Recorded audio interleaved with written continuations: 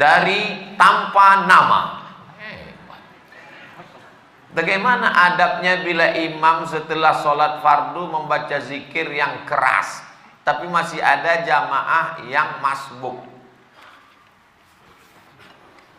Tashwish, mengganggu. La tushawwish, jangan kau ganggu orang sholat. Yang dimaksud dengan kalimat mengganggu itu adalah bacaan selain zikir. Ada orang sholat, Allahu Akbar, tiba-tiba dia di samping nyanyi. Itu namanya mengganggu. Tapi kalau ada orang sholat, yang lain yang sebelah Subhanallah, Subhanallah, Subhanallah, apakah terganggu?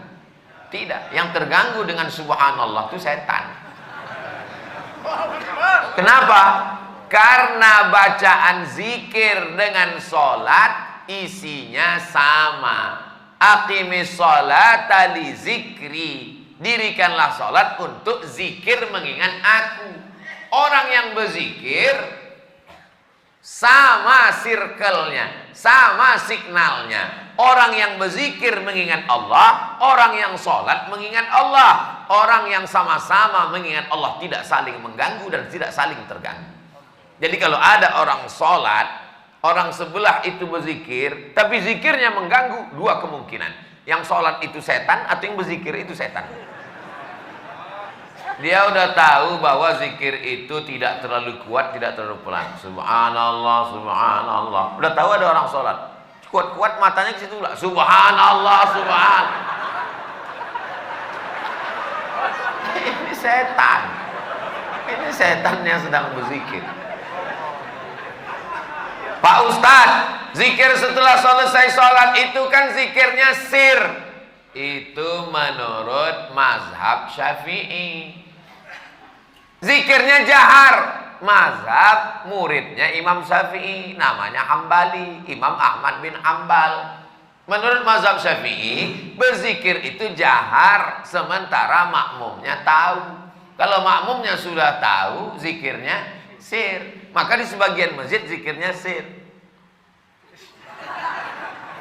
Pas imam ditanya, Pak Imam zikirnya kok enggak jahar? Makmumnya udah tahu. Ustaz Somad kalau jadi imam bacanya, saya kalau jadi imam zikir saya jahar. Kenapa Ustaz nggak baca sir? Karena makmum saya ada 3 orang nggak tahu.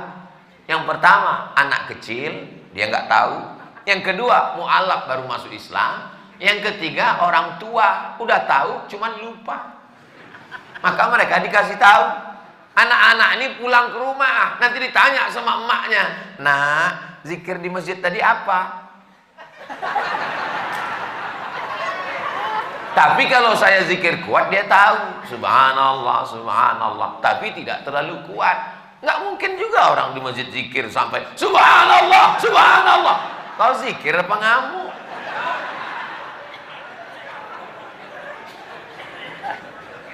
Jadi yang paling bagus adalah khairul umuri awsatuha, sebaik-baik perkara pertengahan. La tajhar bi sholatika, jangan suaramu terlalu melambung.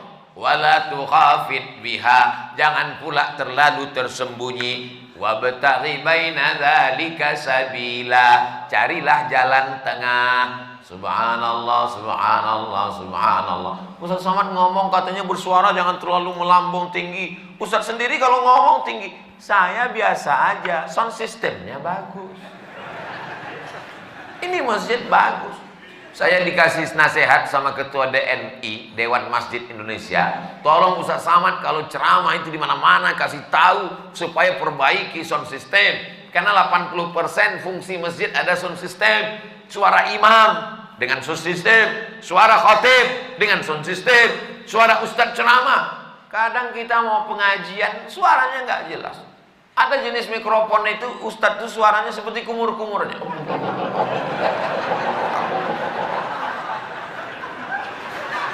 Tapi di masjid Darul Hamid, Baitul Hamid, bait rumah, Hamid rumah orang yang memuji Allah, rumah yang terpuji. Masya Allah, tenang, sound systemnya mantap, cuman agak panas saja dikit.